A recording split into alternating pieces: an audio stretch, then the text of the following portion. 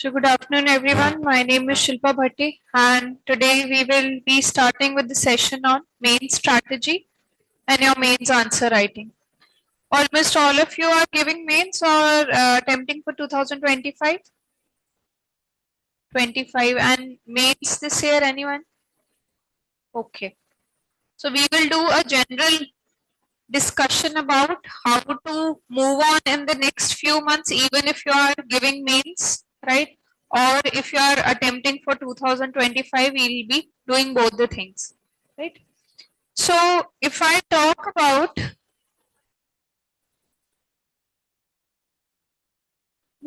how to minimize it, minimize, okay, notes for writing.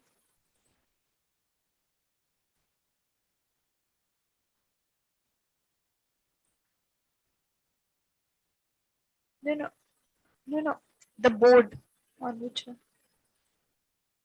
Okay, you open on the board. Okay. So now if you're talking about UPSC mains, first for the students who are giving mains this year, I think in the online section there will be some students. So now if we're talking about 2024 attempt, one thing you have to keep in mind that optional, essay and ethics, these three things are the most important part of your preparation. And even if you are aiming for next year, your next 2 months should be solely focused on these three things. Why? Because these are the most high yielding areas. You can score maximum amount of your marks from these three areas. If you're talking about optional, if you are scoring from 280 to 310 plus, half your battle is won, right? And on the other side, if your marks are less than 280, right, they are around 240, 250 or out of the race, because your maximum amount of marks will come from your optional, right? And there is lot of scope to score high here, right? Then next is your essay part. Again, if we compare it with other GS paper, right, very less effort and more marks. In previous years, you have seen most of the toppers, they are scoring in range of 130, 140, even 150 also, right? And these many marks are not possible in other GS paper, right? It's very difficult to score in these areas. And plus, if you're talking about one GS paper, it's not just one subject. There are multiple areas. If GS1 is there, there'll be history. Again in history, ancient, medieval, post-independence, world history. Too many things in one GS paper. Essay paper, similar kind of marks, but there is no syllabus, right? There is no book you have to read. There is no notes you have to make, right? You just have to learn the art of writing essay, right? And then if you move on to ethics, ethics is one GS paper. First of all, it is just one, it is not made up of multiple components, right? It's just one ethics paper. And in recent times, again, we have seen that the best performing paper, if we talk with respect to your GS paper, has been ethics. Last year only, not last year, this year, Garima Lohia is there. She scored around 140 marks in ethics paper, right? 140 marks is very difficult if you are thinking to score in GS 1, 2 or 3, right? So these three areas are your high yielding area. Specific preparation and your hard work has to go in these areas, because if you are focusing here, results are amazing, right? Phenomenal results you can score if these three things are done properly. If you are giving mains this year, so next in your July, make sure your essay is done, ethics is done. Plus, if you are talking about your optional, try to complete paper 1, or at least 85% of paper 1 should be done along with answer writing, right? So this should be your strategy. And in case I tell side by side for 2025 also, and for those who are giving in 2024 this year only. So now if you're preparing for 2025, just increase the number of months. So July, August, and probably September also, since you're new to your preparation. 3 months, focus on your optional part, focus on essay, ethics, plus those areas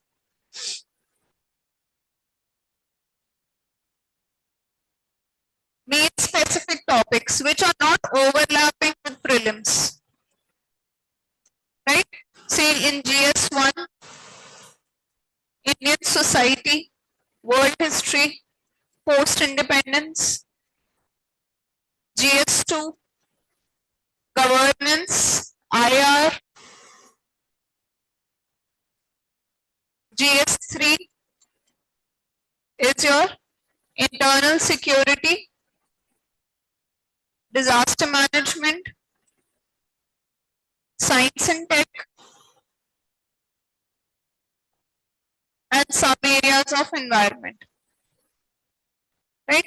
So if you are preparing for 2025, next 3 months, essay, ethics, optional, plus make a timetable where you focus on these areas, right? So these should be your focus in next 3 months, that I have to cover these areas because lot of marks will be covered from here, right? Now for your 2024 attempt, this year's means, if you have cleared your prelims, it's optional, essay and ethics, plus you have to cover certain low-hanging fruits. When I say low-hanging fruits, it means areas which are easy to cover, right? You just have to do the static part and you are done. So these are internal security, disaster management, science and tech, environment, right? So what happens is, when you're preparing for mains, when you're preparing for GS3, you focus solely on your economy part, right? In every, like, there is a tendency that we feel that if we are covering GS3, it has to start with economy, and generally these areas are neglected. We forget that GS3 is combining these areas also. If 20 questions are there, 8 or 9 are there from your economy, rest will be from these areas which are relatively easy. Economy, you have to cover all the current affair. Any question under the sun can come in your economy paper, but these areas are static. If we're talking about internal security, there are 6 to 7 areas which are threat to our internal security, right? Similarly, for disaster management, again, there will be only few, 6, 7 disasters are there: earthquake, tsunami, volcano, floods, urban floods, right? Or some man-made disasters.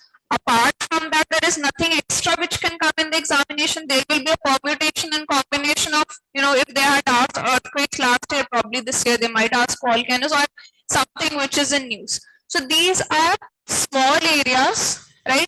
Can be covered very easily. You just pick up one book, whatever you are reading, or pick up any coaching institute's PDF, and your 50% of GS3 is done, right? Which is so short. If you're done with disaster management, you're sure that something, if any question will come from here only, right? There will be nothing extra out of it. So these areas should be covered first. Optional, essay, ethics, and then these low-hanging areas. Similarly, then move on to GS2, governance part, very short syllabus, easy syllabus, cover that particular area, right? IR, although is little vast, but still, if you're giving mains this year, focus on India and neighborhood, right? Focus on your current affair part.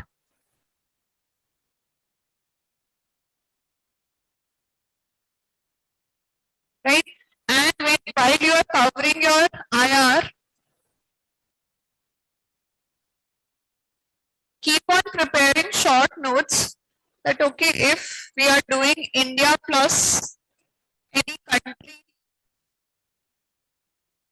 so I should be doing areas of cooperation between the two countries, areas of conflict, and then way forward. Prepare major countries in this manner. When you are covering areas of cooperation, you cover from the point of view of security. If any agreements have been there, defense agreements, science and tech related, some, if we are talking about our neighbors with respect to any river water or anything with respect to border agreement, right? Or cultural agreements has been there. So like this, make a framework while you are preparing for IR. So if you are appearing this year, make short notes, right? For one country, one single page, include these area of cooperation, area of conflict, include current affairs, right, of last 1 year, 1.5 years, and then way forward, right? And in this way forward, first cover the initiatives, which has already been there, and plus your own novel things which can be covered to have better relationship with that particular country, with that particular, say, group of countries like European Union or a particular organization also, right? One thing is that in IR, this is framework with respect to country. If we are talking about any organization,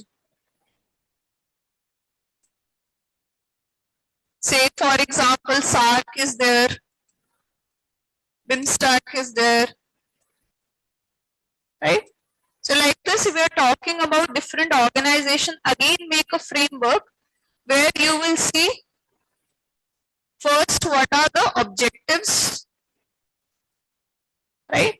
And then most important thing is significance to India,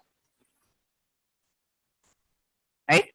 You have to cover from India perspective that if we are talking about any organization in the world, what is the significance to India? And then challenges or criticism and way forward. So prepare your mains node in proper format, right? If you are giving mains in next 2 months, prepare very short notes, very small lines, right? So that even one day before the examination, you have those notes ready. But don't waste too much time. Just while you are revising, keep on dividing your notes like this, that this is the area of cooperation, this is the area of conflict, this is the way forward. If I'm doing the organization, objective, significance to India, challenges or criticism, and the way forward, right? So these things you have to do. And then in history, if we talk about world history and post-independence, don't waste too much time on it. Even if you're giving for 2025, and especially if you're giving this year, because these have a very intensive syllabus and cost benefit analysis is very low. Even if you read the entire world history, they might ask one question or they might even skip that one question, right? And sometimes that question will be such that even if you have read the entire world history, you're not able to write it, right? So cover just the basic parts of world history. Don't spend too much time. Say spend 3 or 4 days, cover the entire world history and close it. Don't waste like 1 week or 2 weeks just on world history, right? Better way of preparing these two is through PYQs, right? Then in GS1, Indian society, again a high yielding area. Very short syllabus, very generic syllabus, right? And in case you are a sociology student and anyhow you don't need much preparation here, but this area again, every year many questions are coming from here rather than from your giving more time to the history part, right? Spend more time on the Indian society. So your mains is in 2 months. Identify these high yielding areas which will lead to more marks, right? You don't want to top in one paper, right? You want to have a cumulative high score so that you clear the examination. You have to employ smart work in the next 2 months so that you are clearing your mains with a comfortable margin, right? You do not want that you are on the point and then your entire name on the list depends upon how much your interview marks are there. And generally people who just clear the mains exam and get the interview call, there is a very low probability that you will get a rank, right? So you want to clear it with comfortable margin. So you have to employ those, study or put an effort in those areas where there is a possibility that high scores can be obtained, right? Don't waste your next 2 months writing your mains, right? And for your 2025, you have to cover these low hanging fruits only, but make a proper timetable, right? You have enough time. You can spend 1 week on world history, right? You can spend one and a half, 15 days probably on Indian society, but the only number of days for you are increasing, but the manner in which you are covering will remain same. First will be optional ethics and essay. Next will be your combined with these areas.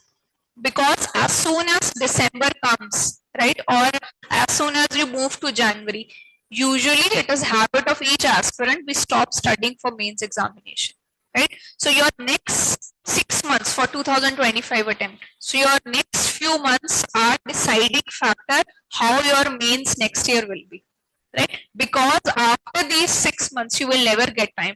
And once you get into the cycle, right, you never get time, right? It starts like a loop, right? You never get these 6 months where you can prepare with your satisfaction that everything has been covered nicely. I have attempted answers also. This is the best time to prepare for your mains, right?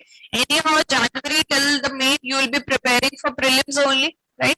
So first of all, strengthen your mains part, because after prelim, doing something from scratch is very difficult. But if you have covered your optional already, you've covered your mains part, you've done your answer writing till December, your mains next year will be very easy, right? Are we getting this point? So first of all, for your, right now I'm talking for 2025, prepare your timetables. You can show me your timetables, right? Prepare timetable from July till December, what all you will be covering, when will be the time for your answer writing, right? And then the timetable for your mains 2024, you very well know, but prioritize the areas where the score can be high. Any doubt from the online section? Is the voice clear now? Somebody has messaged there is disturbance.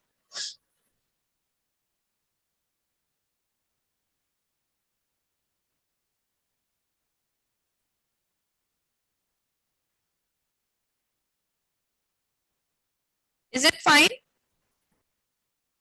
Voice is not clear. Just check internet on your side.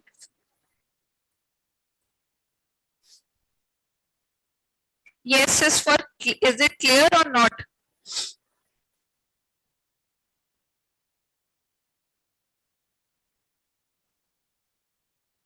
Okay. So it is clear, I think, for most of the people. In case it's not, please check your Wi-Fi connections. So this should be your strategy in the coming few months, right? Please take your mains preparation very, carefully, because at the end of the day, it is your mains marks which will decide that if you will get an interview call or if you are getting a rank, right? Prelims is just a qualifying examination. You don't have to top there. Even if you get even 0.5 marks more than the cutoff, it's okay. Even if you're getting 66 in CSAT, it works. But that this strategy doesn't work in your mains examination. You actually have to work hard for it, right? You actually have to write answers. You actually have to get it checked from the mentors, right? Okay. Now, this is the strategy for your coming few months and for the mains students. Now, next thing is, we are talking so much about your answer writing. So the next question arises is, how do I attempt the answers to maximize my score, right? To get marks more than average, what other people are getting in the examination. So when we are talking about UPSC answers,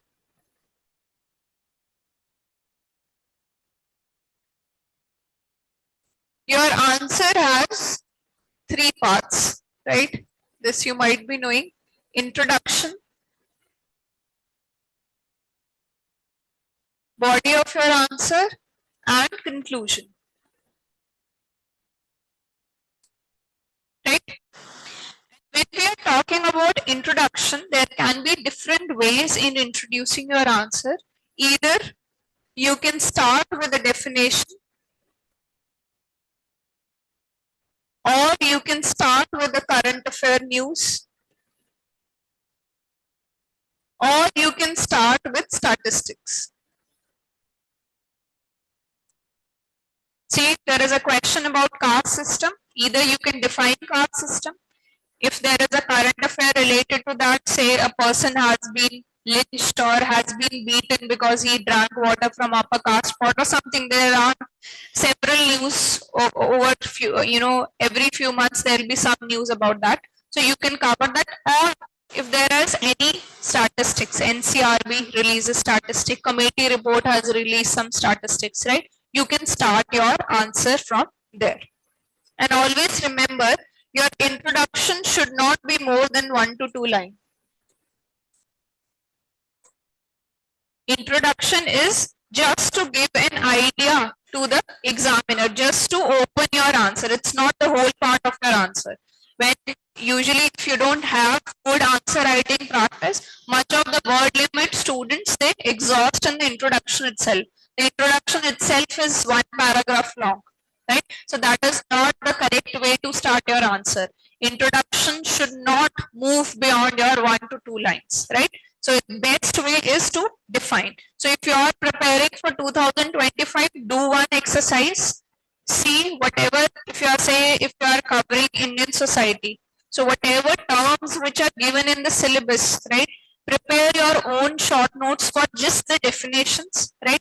Then again make few pages, loose sheets, take few loose sheets and write down statistics term wise or syllabus wise you can include, so that your revision becomes easy, right? So if you have definitions ready made with you, especially for your GS4, say for example, you will not have to think twice while introducing the answer. You already know the definition. If it's about morality, you know what is morality, you know the definition. If it's about integrity, you know how to start because you know the definition of integrity.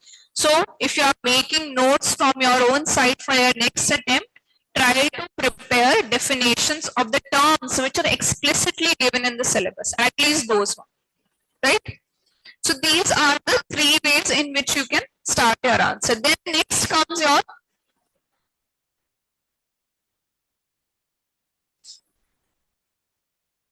body of the answer. We'll be discussing some PYQs also, right? To see how to apply it. First we'll see the structure and then we'll discuss one PYQ. So now when we are talking about body of the answer, it is divided into 2 parts. Thesis and antithesis. Thesis part is your basic argument with respect to the question,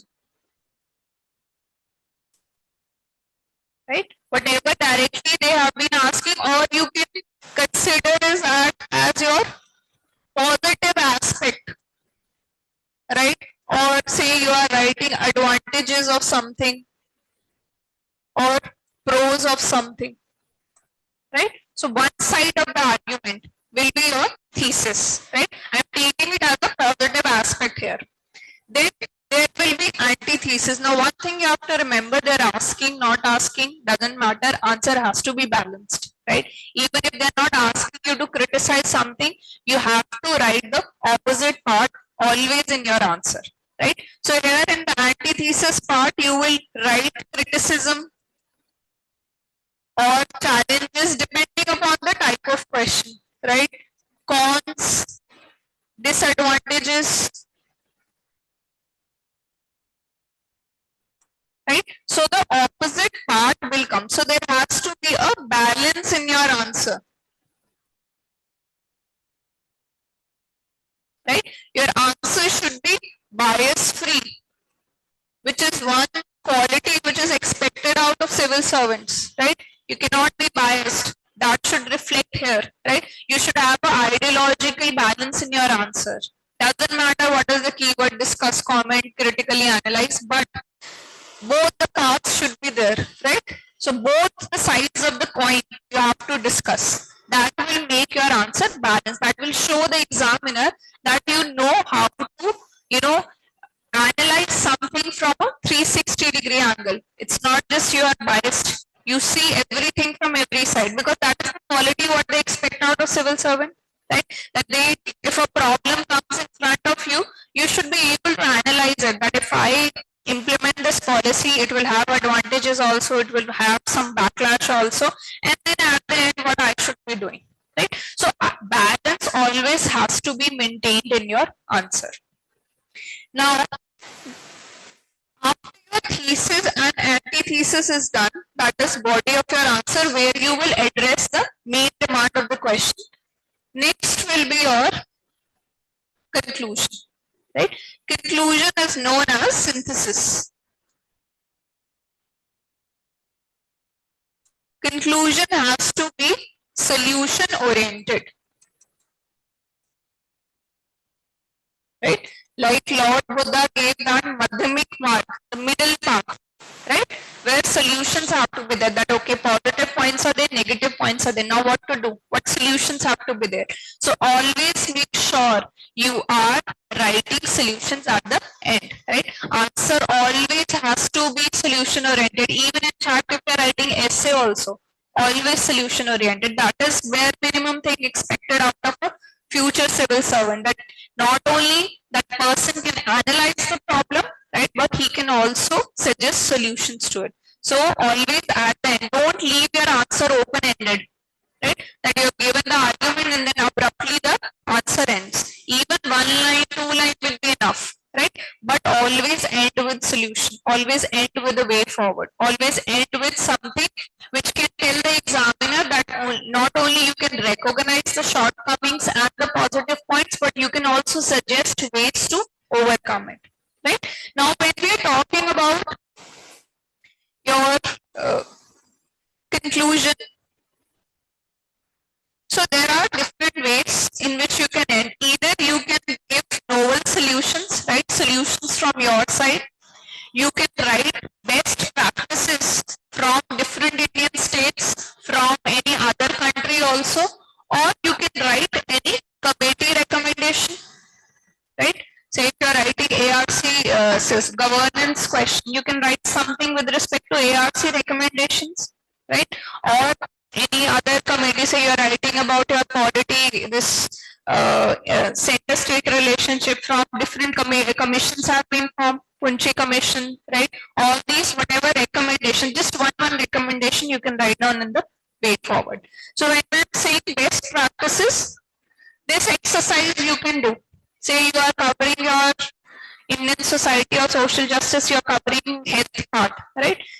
See what are the good practices in India. If we see Delhi's Mohalla clinics, it's a best practice with your healthcare system, right? If we go abroad, Thailand's healthcare system, Cuba's consultorium model, these are all best practices, right? Or say in GS3 you're covering something about irrigation. Telangana government's Kakatya mission, it is seen as the best practice with respect to irrigation systems, right? So like this, collect good examples. Disaster management, if you are writing something about earthquake, write about Japan's early earthquake warning systems, right?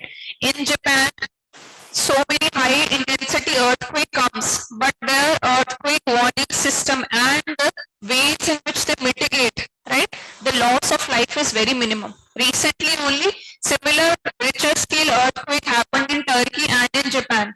Japan had hardly, few casualties. On the other hand, Turkey came around 10,000 to 20,000, I think, right? So the difference is how they have adapted themselves, right? How they are managing. So this is a best practice. If you are writing about earthquake, any question comes up in the conclusion, you should be writing this best practice. So like this, whatever you are reading about corruption, right? Singapore's model, where they have almost almost nil corruption in their country, right? The basic thing which they have employed is the civil servants are one of the highest paid civil servants. So they do not leave any scope that person should think about corruption, right? And the implementation of anti-corruption laws is very harsh.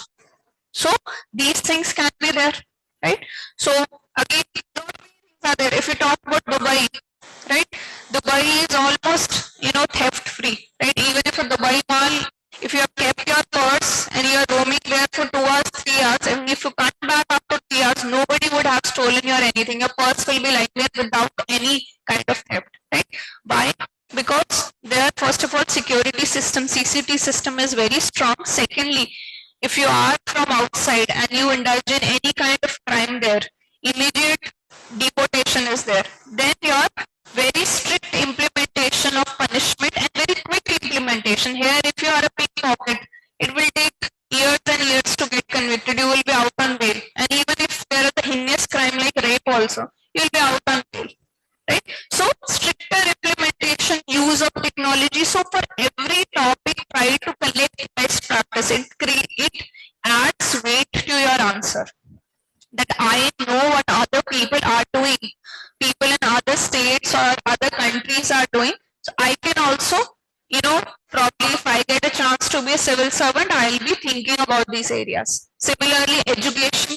Your Nordic countries have one of the best education systems. You can give example of that. If you are writing, say, something comes about your, recent NEET, your paper leak comes up, so you can write these things. Right? So always keep an eye on your best practices committee report, and you don't have to learn the entire recommendation of the committee.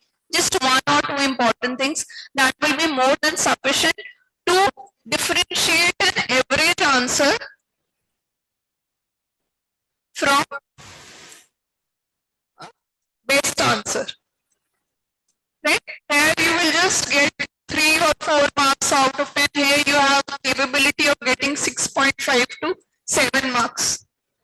Right? So these small things will make a difference, because at the end of the day, all of you are attending the same classes, you are reading the same books, you are reading the same PDFs.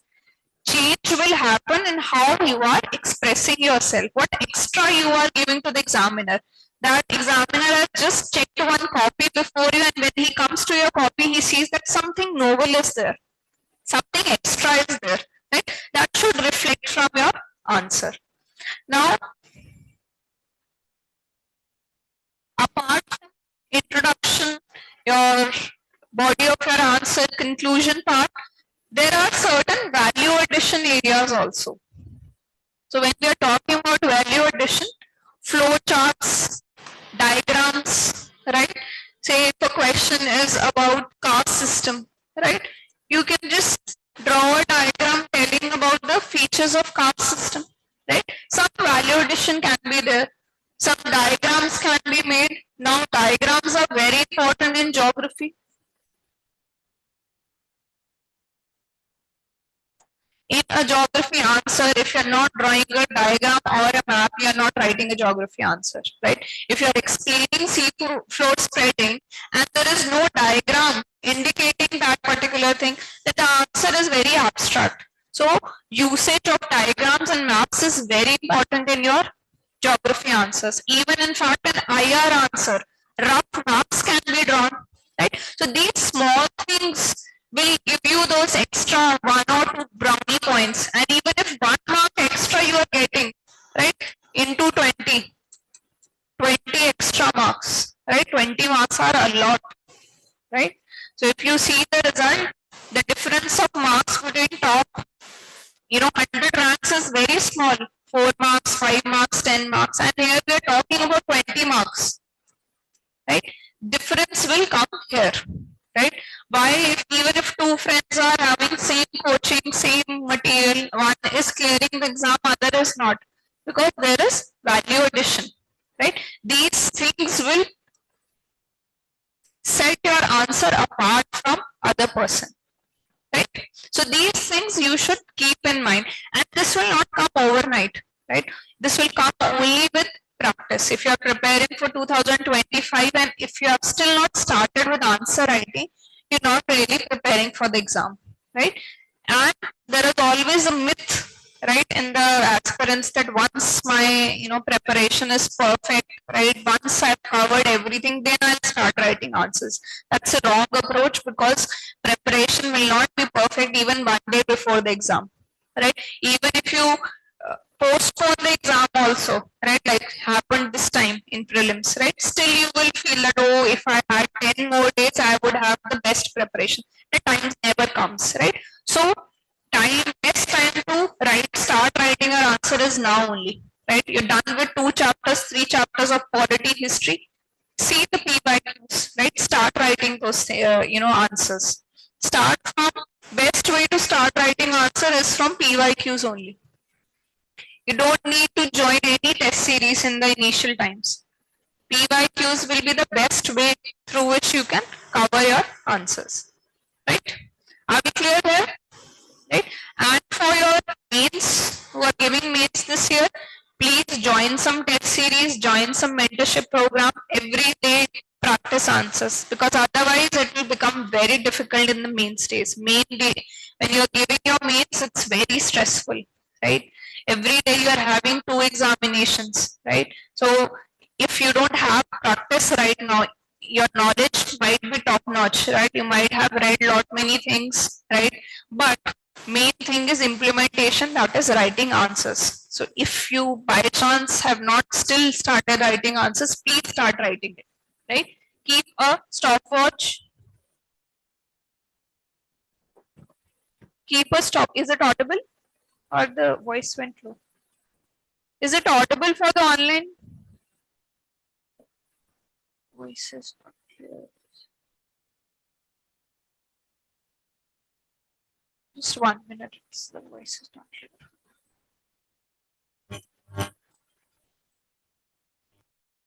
Voice is not clear. Online clear.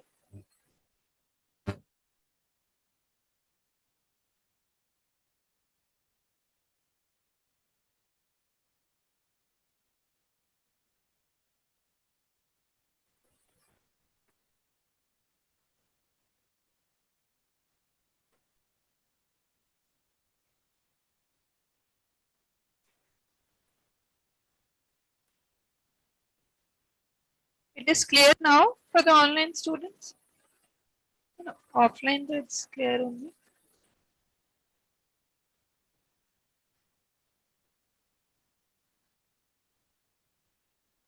Some are saying yes. Okay, it's clear now. Okay. ठीक है. Clear.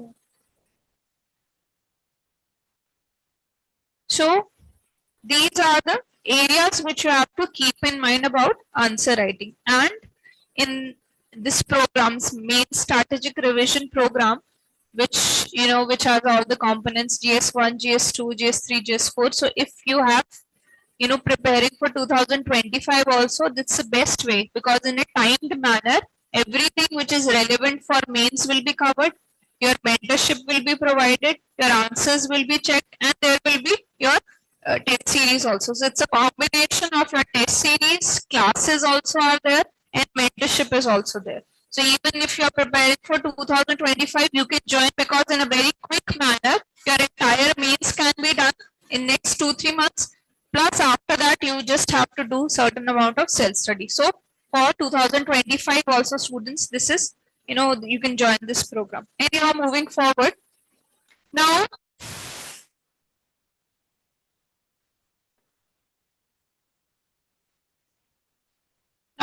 if you have to apply this, whatever structure we have done, right, we'll just discuss one PYQ. So one 2020 PYQ is there. Indian society has lost its relevance in understanding the multicultural Indian society. Elaborate your answer with illustrations.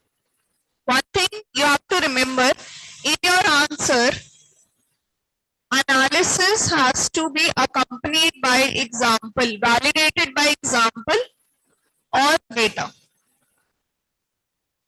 Right?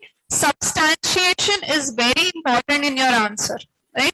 Say if you are writing an economy answer, and you're writing something about fiscal deficit and you do not know what is the exact right now, what is the fiscal deficit or what is the figure regarding your current account deficit or whatever the question asks. So the answer is incomplete, right? So whatever analysis you are doing, it should always be accompanied with some example, right? Wherever possible. There might be some points where you do not have example. Like today we have to discuss about ethics answer writing. Their examples are very important. Each and every point should be accompanied by an example. We'll see as we move on in the lecture. So your analysis should have example or data. That's a unsaid rule. But there will be certain questions where there will be a specific keywords, right? Now they have specifically told you give illustrations. So here you anyhow cannot miss examples.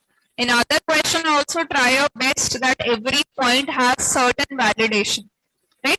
But because there they have directly written, so include your examples. Now one thing I forgot to tell you, if you are attempting 10 markers,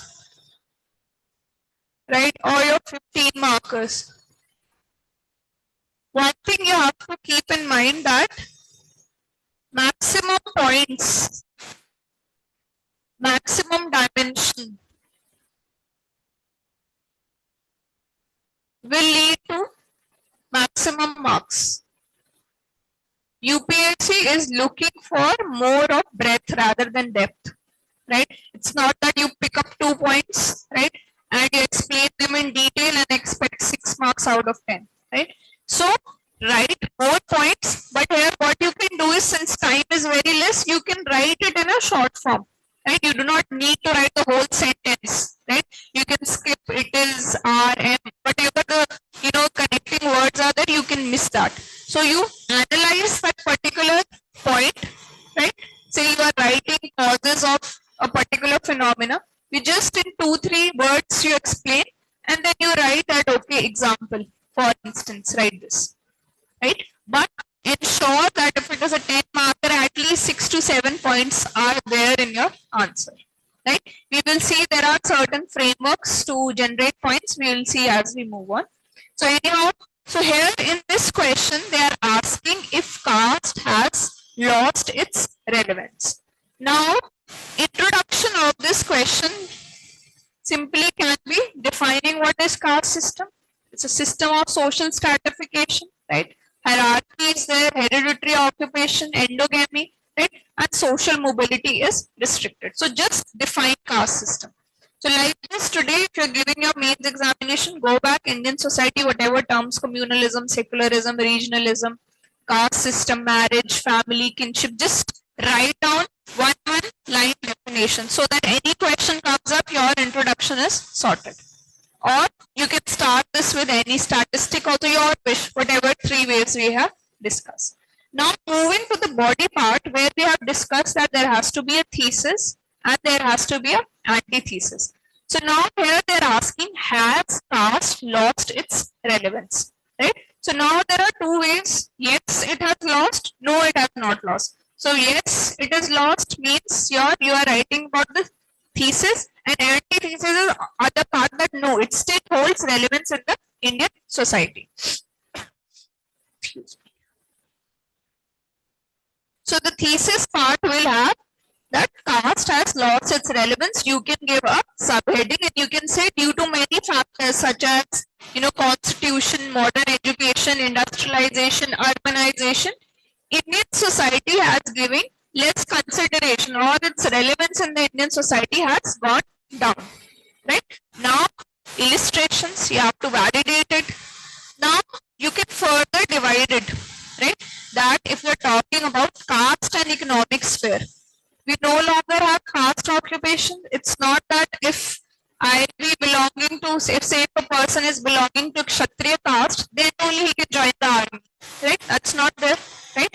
Then there are open secular jobs are there, right? If we are talking about a factory system, we cannot divide people according to their caste, right? They are secular jobs, they are beyond the domain of religion and caste system. So this point shows, this illustrates that caste has lost relevance. Then further, you talk about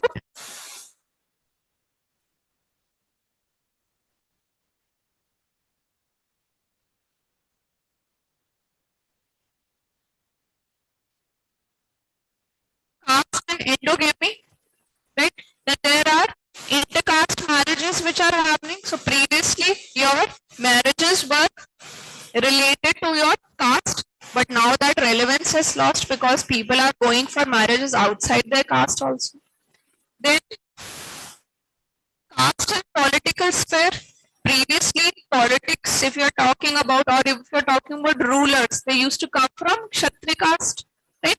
But now there is increased representation of your Dalits. Reservation has given them a chance to be the rulers also, right? Metaphorically, we do not have monarchy.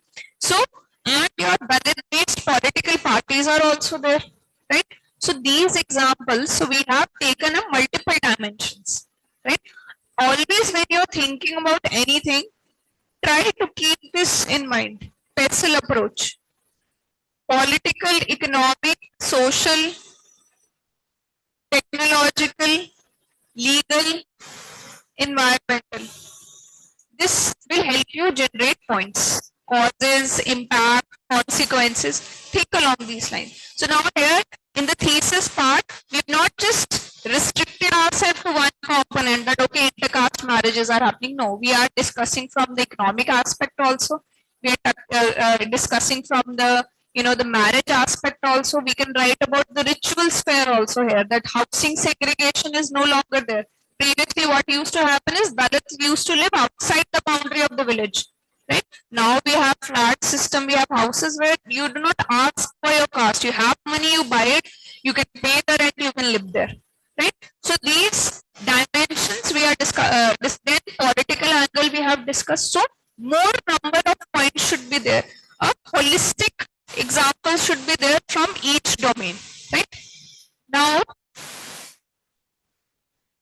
next will be your antithesis part, that okay, it has lost relevance, but still if we see in certain areas, it still remains as a strong social system.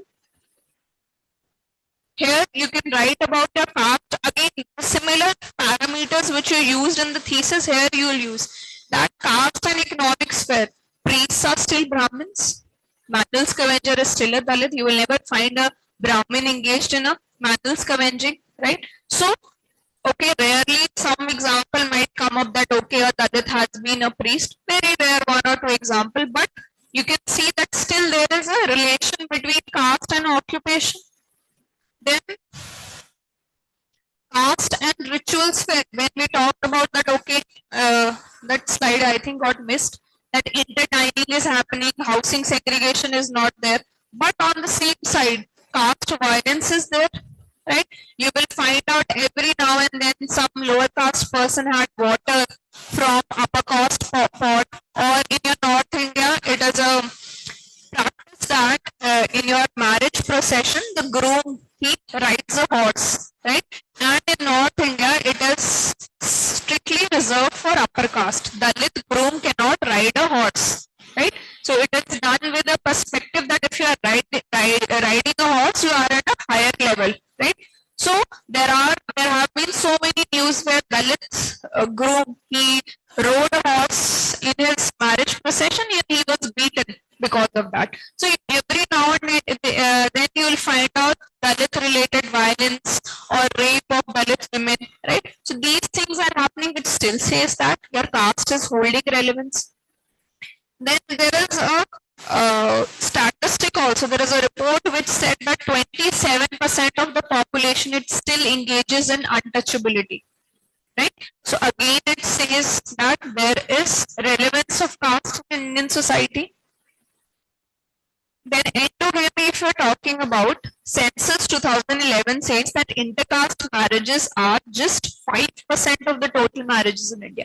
Very low number, right?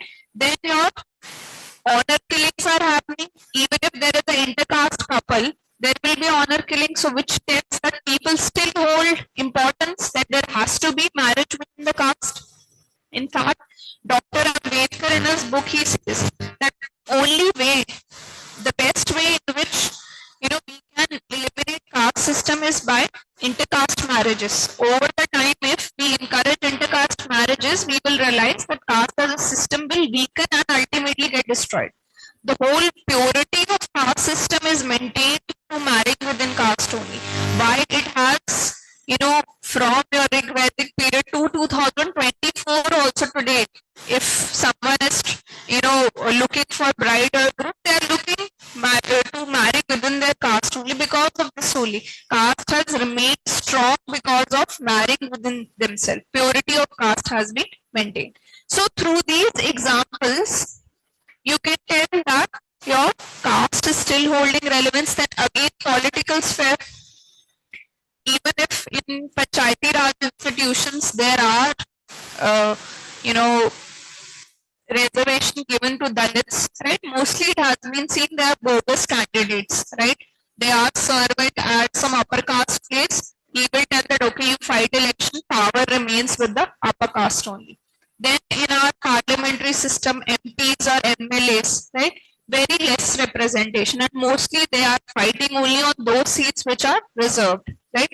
Then in the ministry, you will seldom find Dalits or lower caste ministers who are giving in important ministries, right? They're just treated as rubber stamps, right? So these things again tell that, okay, you have given them opportunities, but still relevance of caste is still there in the Indian society, right? Vote bank politics based on caste is still there, right? You win election based on caste only. So all these things tell there is a relevance. Now with this, what has happened is you have given a very balanced answer, right? You have explored both the dimension that in some areas it has lost relevance, but in some areas it still holds relevance. Now next will be a synthesis where you will just summarize it. So mostly there will be a way forward, right? Here you can say that cracks have come up in the caste system, but still it is an important entity, important social system in the society.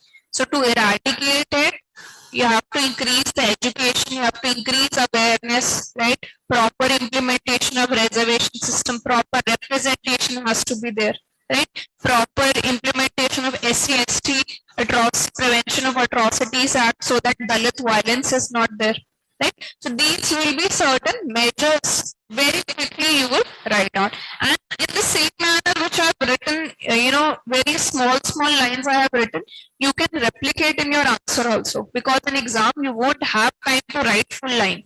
If you are writing full points, right? If here you are writing that there are bogus Dalit candidates in Panchayati Raj elections who are there on the behalf of upper caste candidates, your time will be lost, right? Examiner knows that only 9 minutes you have to tell each and everything, right? But in a short manner, so you can employ it here. In fact, go back today to UPSC 2020 topper, rank 1, Shubham Kumar. See his answer copies. All his answer copies are written in this short form only. Because anyhow you will not have time. It's not a strategy, it is a necessity, right? That if you want to score good marks and write everything possible, write more dimension, you'll have to write in short form, right? Accompanied by examples, right? Are we clear here? Any doubt? Online section, any doubt if you have?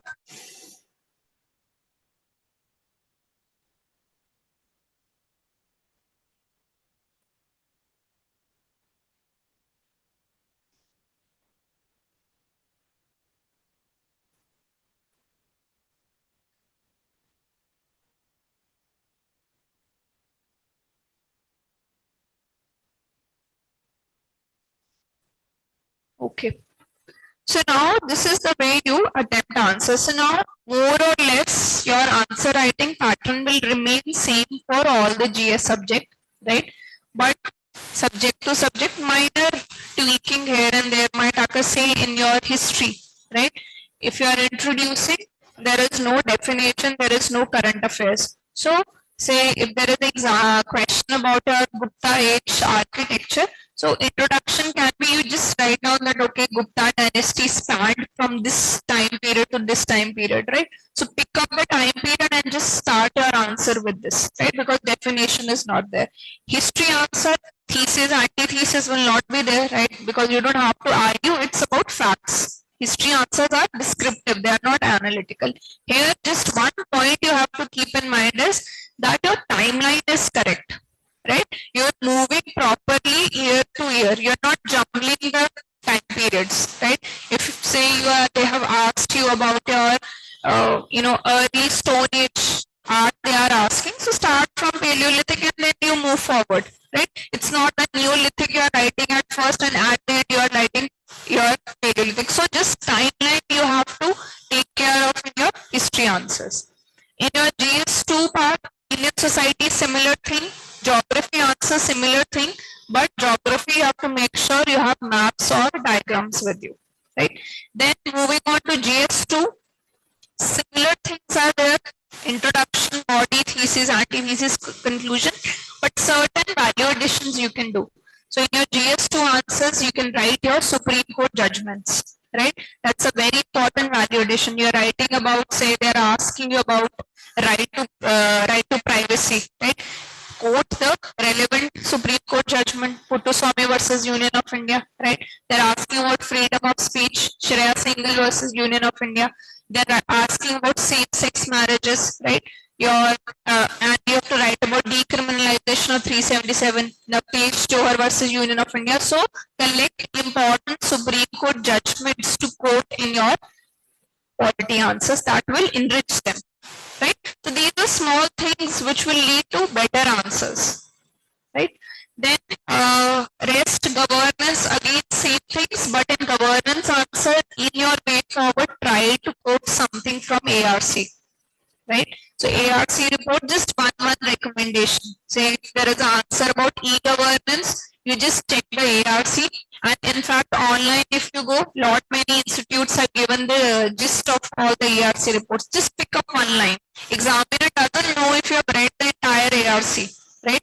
He will just judge you from that one line. So that one line should be ready with you in your governance paper, right? Then best practices, it is same for everything. IR I have told you, right? IR if you are writing in thesis, area of cooperation, antithesis will be areas of conflict, and synthesis will be your way forward with respect to that. IR answers also value addition through diagrams, right? So not diagrams, sorry, maps, right? Whatever particular area, very roughly you can draw that particular diagram. Then GS3, one thing you have to make sure, statistics are there in your economy answer. Economy answer is incomplete without statistics. Quote something from budget, from economic survey. Recent facts and figures should be ready with you when you are writing your economy answer, right? And in your GS3 for your main students, keep in mind that you have to focus on, give a special focus on the agriculture part. Every year 2 or 3 questions are from agriculture part only, right? So you should have good data, right? Good best practices ready with you so that you can attempt, at least these questions should be done nicely, right? Then disaster management, science and tech, similar kind of structure has to be there. Wherever possible, always try to write a balanced answer and give solutions at the end. Right? Are you clear here? Okay. Now,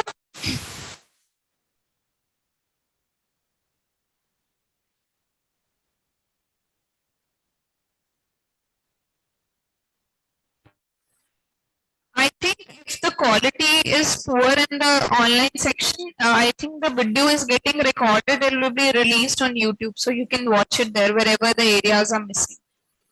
So now next thing which we will be discussing today is your GS4 answer writing. So when we are talking about GS4, there are 2 parts. Theory answers, right? Your question 1 to 6, right? And your case studies.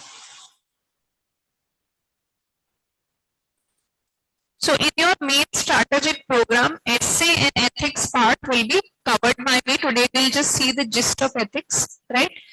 And essay also we'll be covering. We'll be having comprehensive 6 classes for your essay and 7 for your ethics part. Entire syllabus will be covered.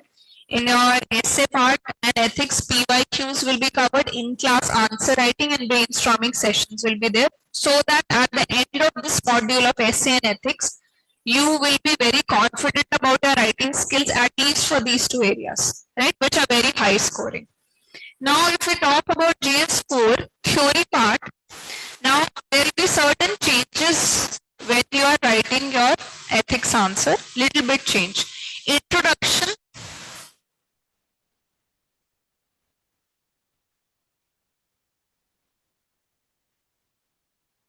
when we are talking about introduction,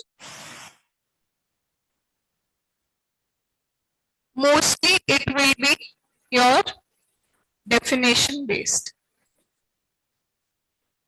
So definition of words which is given in the syllabus: ethics, morals, values, beliefs, attitude, emotional intelligence, aptitude, fortitude, courage, impartiality, all these things, right, should be, you should have a ready-made definition with you. Your writing of your mains answer becomes very easy, right? So if you are joining the classes, I'll be giving you a document also where all the terms which are given in the syllabus, their definitions are covered there. Now next, if you talk about ethics answer, few things you have to keep in mind.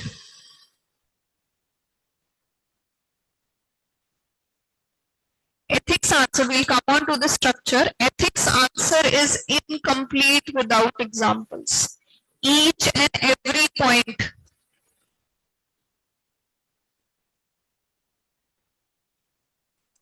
should have example.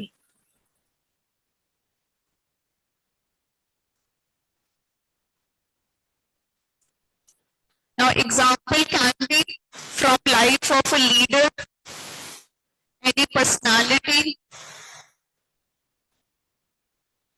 right, any celebrity also, right, or general example from your own life.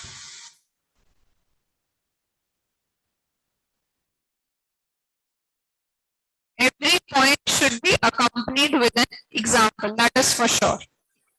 Then example can also come from your epics, scriptures,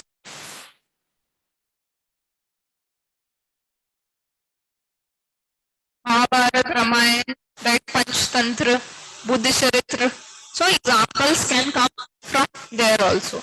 But for each and every topic in the syllabus, you should have ready-made examples with you. I'll be giving you a PDF file if you're joining the classes, but if you're doing preparation on your own, try to collect those examples and definitions.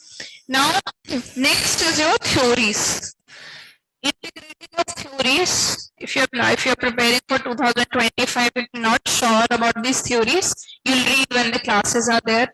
There are deontological theories, are teleological theories are there, utilitarian theories are there, right? Then rights approach is there, virtue-based approach is there. So you have to integrate these theories also wherever possible, right? It's not that it will be there in every answer, but still, wherever possible, include them. Then a holistic view. Similar things which we did in the other GS paper. Holistic view means every dimension, political, economic, social, legal, environmental, should be covered in your answer. Then integration of different perspectives and viewpoints. Right? Not just different dimensions, but different viewpoints should also be there in your ethics answer. Then clarity is very important, right? We are doing it through a mnemonics of ethics only. Clarity in your answers is very important. Your message should not be lost. Your articulation should be very proper, right? Very crisp and clear that whatever you are writing is related to your answer. Lastly, solutions. That is similar to your GS answer. Solutions have to be there at the end. Ethical solutions will be there here. Right? So these are certain characteristics when we are talking about a ethics answer, but two things you have to remember: examples, definitions, and thirdly, your theories, if you can integrate somewhere in between.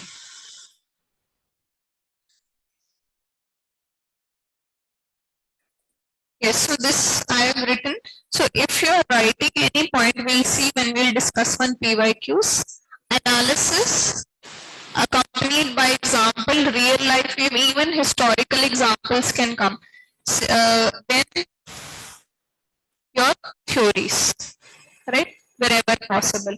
So your answer will be component. Each point will be a combination of analysis, example, and theories. Right? Now we will understand this through an example, right? Through a PYQ. So this is a UPSC 2022 question. Ethics is knowing the difference between what you have the right to do and what is right to do.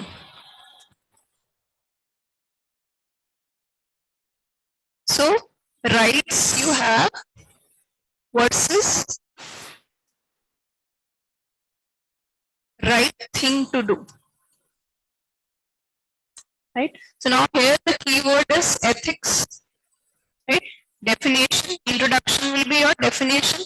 In your ARC report, your ethics is defined as your set of standards that society places on the individuals to guide choice, behavior, and attitude. Right? So this definition you can start. Now in ethics answer, break down the question into the key elements. Key element is the rights which you have and right thing to you. To first explain these key elements before you create a contrast between two, that how ethics will help in differentiate between two. So if you're talking about rights you have, what kind of rights a person has? Yes, natural rights are there, fundamental rights or your constitution. Our constitution covers almost everything, even cultural, economic, everything our constitution. So some constitutional rights will be there, then some legal rights will be there. So natural rights, it comes from the theory of John Locke. You will cover in case you don't know. Right, where he says that right to life, right to property, these are natural. Right? If you are a human being, you don't even need a law. These are by naturalized way, you need to have these laws.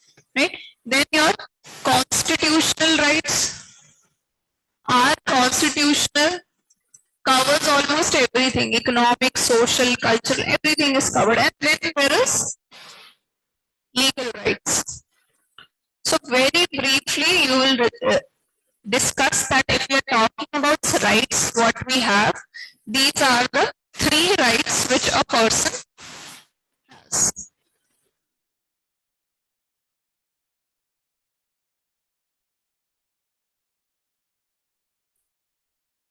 Rights to do.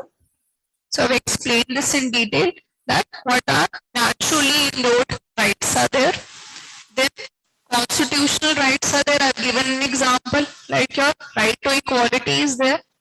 Then there are legal rights also, right? Legally, like your section 377 was criminalized at some point of time, but now it is decriminalized. So certain legal rights also a person is having. Now before you write this, a little bit of context you can give, that this code, the essence is in the form of decision making. The ethics helps us to recognize that okay, we have certain rights, right? But if we are taking a decision, we are also keeping few things in mind, that this is the right thing to do, right? Rights we have, right? But at the same time, when we are in a dilemma that how to act, right? So the ethics help us to differentiate that you have these rights, that's okay, but what is the right thing to do in this particular manner? So ethics basically are action oriented, right? They help you to tell about how to move in this direction, right? When we cover the lectures, we'll see there is morals also. Morals are more internally. They help us to decide what is right, what is wrong, that's it. Ethics are external in nature, which society puts on the human beings. At the same time, they are more action oriented, that how to act in this situation is the domain of your ethics, right? So you give certain context and then you explain that these are the rights you have and then right thing to do. If you want to focus on right right thing to do, what you should be doing? You should focus upon your duty, right? So duty-based ethics says that if there is a dilemma, you should remember that what is your duty here, right? Say for example, a doctor is there, he has to decide that, okay, he probably has a very important function at his home, right? So now there is a patient which comes and his duty is over, right? His time is over. Now he has to take a decision. He has the right to go, right? Nobody can stop him because his working hours are over. But the right thing to do would be to be with the patient, right? He took a Hippocratic oath when he became a doctor. So although he has rights, every rights to go home because his shift is over, but the right thing to do, right? When he thinks from the perspective of ethics, he will stay back and treat that patient, right? So ethics will help us decide, because rules can sometimes be very, you can say, very mechanical in nature, right? Rules always don't work. So where here your ethics come in between, which help us tell that no, this is the right thing to do. Right? So this you have to tell in your answer, that you have to think about your duty. When you are in a dilemma that what should I be doing, these are my rights. So you think from the perspective of your duty, duty-based ethics. Rest we will discuss in the class from 7 July. Right? Thank you so much.